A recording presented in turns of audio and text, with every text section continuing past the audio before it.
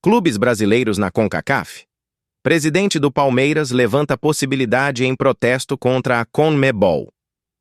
Na noite desta segunda-feira, dia 10 de março, a presidente do Palmeiras, Leila Pereira, sugeriu a possibilidade de clubes brasileiros disputarem competições da CONCACAF. A declaração, dada em tom de protesto, veio após a CONMEBOL aplicar uma punição considerada branda ao Cerro Porteño, envolvido em um caso de racismo contra o atacante Luigi, durante um jogo da Libertadores Sub-20. Presidente Leila Pereira, presidente, obrigado por topar bater um papo com a gente logo na abertura da transmissão. E evidentemente que a primeira pergunta, ela tem a ver com esse assunto que merece total prioridade, que foi o racismo sofrido pelo Luigi. Nós ouvimos a senhora falando numa coletiva sobre várias ações sendo planejadas. Caminhamos com algumas ações em relação a punições contra esse tipo de atitude. Obrigado por conversar conosco, presidente. Primeiramente, boa noite a todos. É um prazer estar aqui com vocês. Então, Fragoso, primeiramente eu queria dizer a minha indignação da pena aplicada pela CONMEBOL de $50 mil, não é? E portões fechados. Aliás, o Cerro nem está mais, não é? Disputando a Libertadores. E portões fechados e Sub-20. Vocês viram, não tem público quase absolutamente nenhum. Acho que tinha meia dúzia de racistas lá nesse dia, não é? E a aplicação de $50 mil para um crime de racismo, quando, se você atrasa 1 minuto para entrar em campo, são $100 mil. Se acende sinalizador, $78 mil. Vocês vejam como a CONMEBOL encara o crime de racismo. Isso é um absurdo. Então nós ficamos indignados e nós, então, o que nós fizemos, Fragoso? Nós escrevemos uma carta, não só o Palmeiras e os clubes da Libra e da LFU assinam essa carta para a FIFA, solicitando que a FIFA intervenha nesses casos de racismo e que, juntamente com a CONMEBOL, intervenha na CONMEBOL, para que as penalidades sejam muito mais pesadas. Porque só com a certeza da punição que nós vamos coibir esse tipo de crime.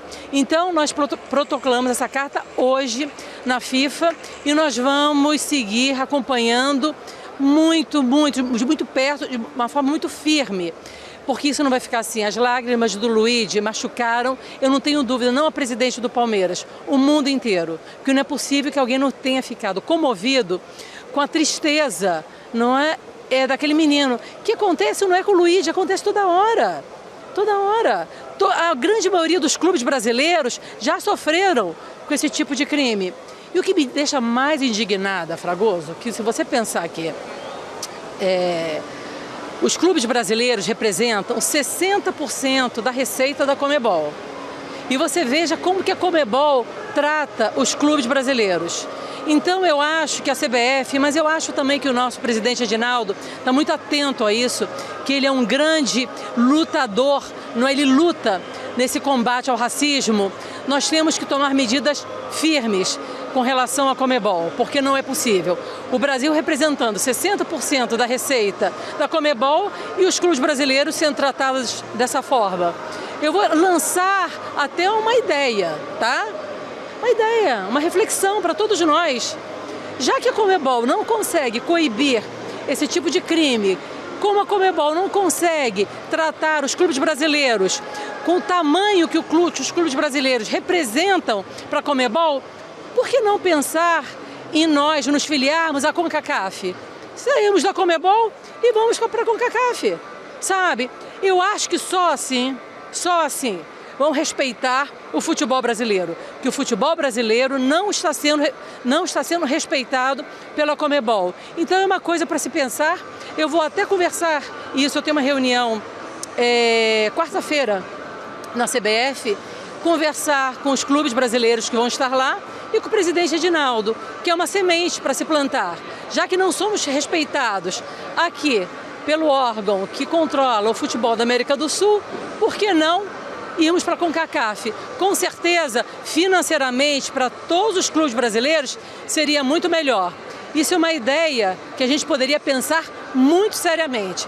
Já que não somos respeitados pela CONMEBOL, vamos para a CONCACAF. Presidente, ainda em cima desse tema, a questão envolvendo o Alejandro, presidente da Conmebol.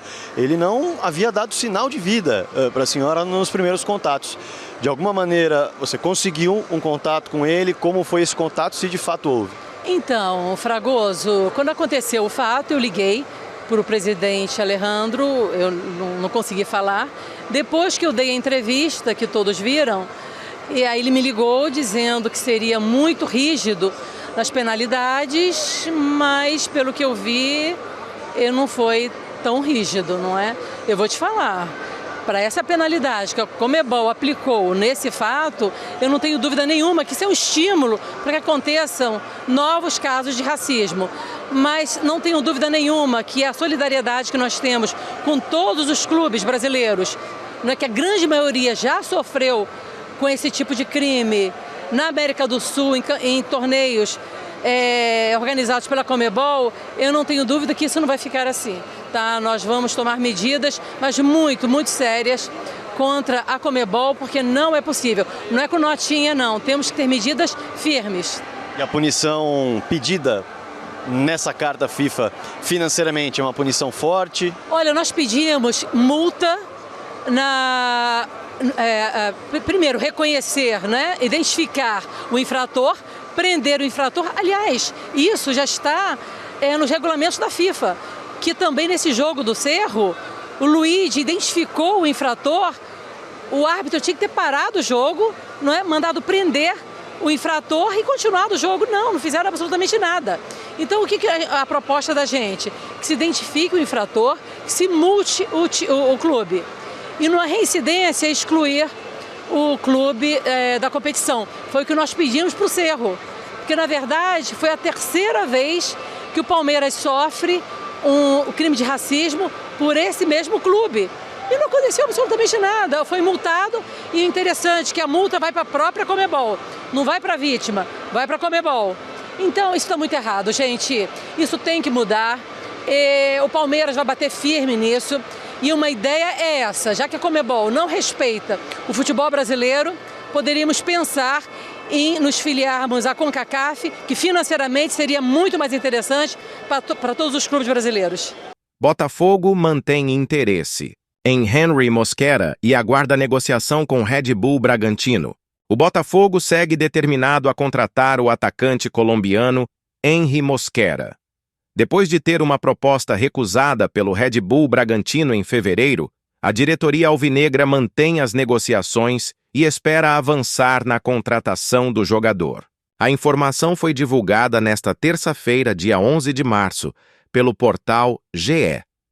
Com 23 anos de idade, Mosquera é visto pelo clube carioca como um atleta veloz e forte na ponta esquerda, além de representar uma possível valorização no mercado de transferências. Segundo a reportagem, o jogador tem interesse em atuar pelo Botafogo a partir de 2025, restando apenas um acordo com o clube de Bragança Paulista para a conclusão da negociação.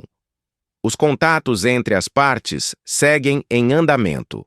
De acordo com o jornalista Vene Casagrande, o Botafogo aguarda desde a primeira quinzena de fevereiro um sinal positivo do Red Bull Bragantino para aumentar a oferta e avançar no negócio com o Massa Bruta.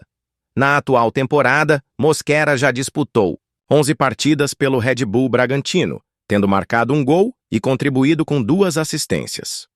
Botafogo registra crescimento expressivo no mercado e entra no top 10 do futebol brasileiro.